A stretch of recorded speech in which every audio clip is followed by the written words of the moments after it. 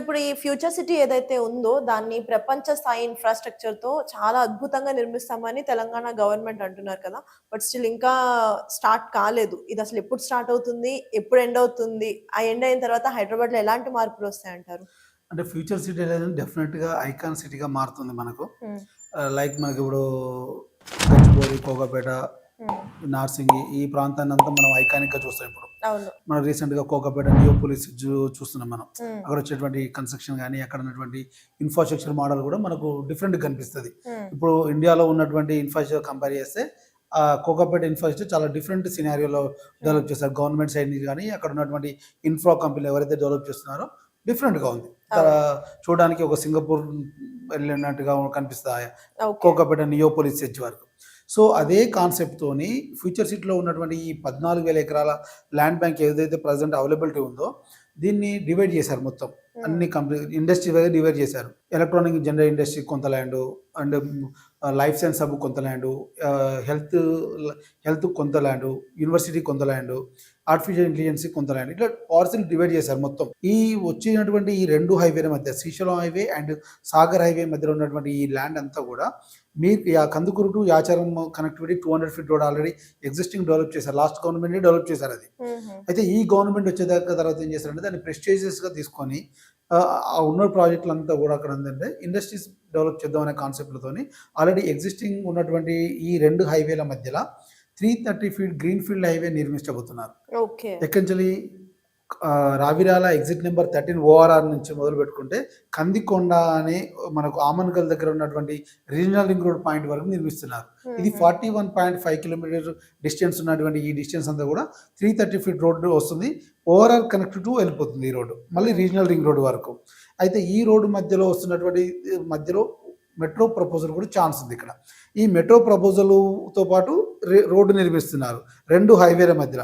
So, ఈ 330 feet road ఏదైతే ఉందో అది మేజర్ ఫ్యూచర్ సిటీ మొత్తం కలిపేస్తుంది.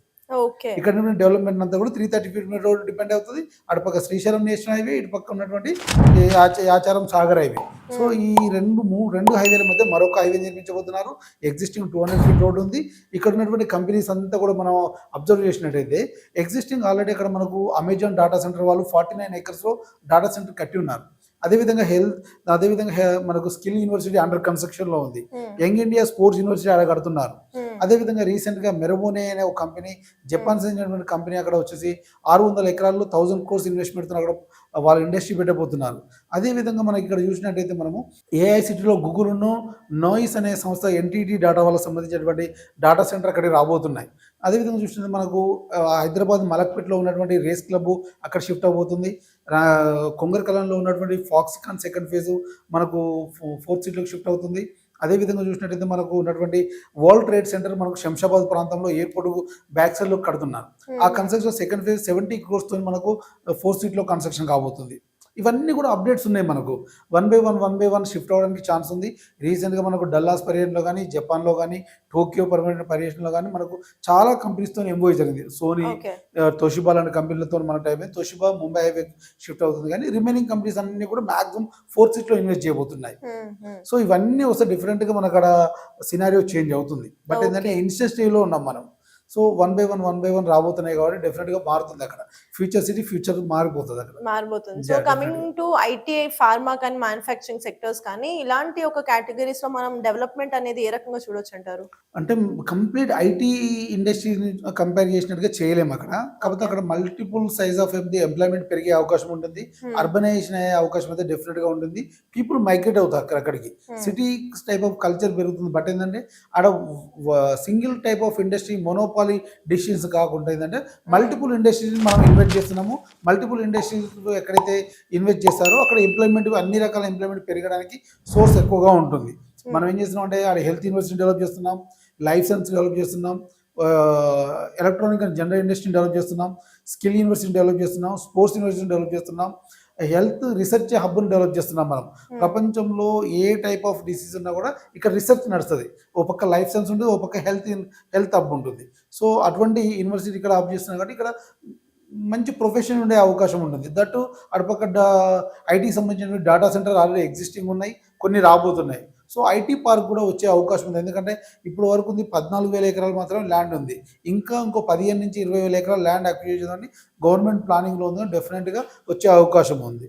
That okay. ఇక్కడ ఆల్రెడీ టెక్స్టైల్ కొంత ల్యాండ్ ఇచ్చాం. మన యంగ్ ఇండియా ఫ్యాషన్ అని మనకు టోక్యో వాళ్ళకి సంబంధించిన ఒకటి వీళ్ళకి ఇచ్చాం మనం. Okay. So one last question, మీరు ఇందాక అన్నారు కదా గ్రీన్ బిల్డింగ్ కన్‌స్ట్రక్షన్ ఏదైతే Yes. ఉందో దాని వైపున మరి డెవలప్‌మెంట్ ఎలా ఉందంటారు? ఇప్పుడు హైదరాబాద్‌లో కొంత ట్రెండ్ అది. ఇప్పుడు మనకు హైదరాబాద్ కన్‌స్ట్రక్షన్‌లో ఆళ్ళు హ్మ్. కొంతమంది ఇంప్లిమెంట్ చేశారు. ఇప్పుడు కొంత నడుస్తుంది. ఏందంటే మనకు ఈ కాంక్రీట్ జంగిల్ ఎక్కువ చేసేసాం సిటీ కల్చర్‌లో. సో గ్రీనరీ లేదనే ఉద్దేశంతోని గ్రీన్ బిల్డింగ్ కాన్సెప్ట్‌తోని మొత్తం కొంతవరకు మనం ఓ 30% మనం చేయగలిగితే రిమైనింగ్ ఛాన్స్ ఎక్కువగా ఉంటుందనే ఉద్దేశంతోని మాక్సిమం బిల్డర్ అటువైపు వెళ్తున్నారు. కస్టమర్లు కూడా ఆ టైప్ ఆఫ్ అట్మాస్ఫియర్ ఉంటే హ్మ్. బాగుంటుందనే ఉద్దేశంతోని కూడా ఆ వైపు వెళ్ళడానికి అవకాశం ఎక్కువ ఉంది. మాక్సిమం పెరిగే అవకాశం ఉంది ఈ టైప్ ఆఫ్ కన్‌స్ట్రక్షన్స్ అన్నీ కూడా. Okay. Done. So yeah! Thank you so much sir, మీ వాల్యుబుల్ టైమ్ మాకిచ్చారు. And the latest trending topic information కూడా మాకు షేర్ చేసినందుకు thank you so yeah! Much. Thank you.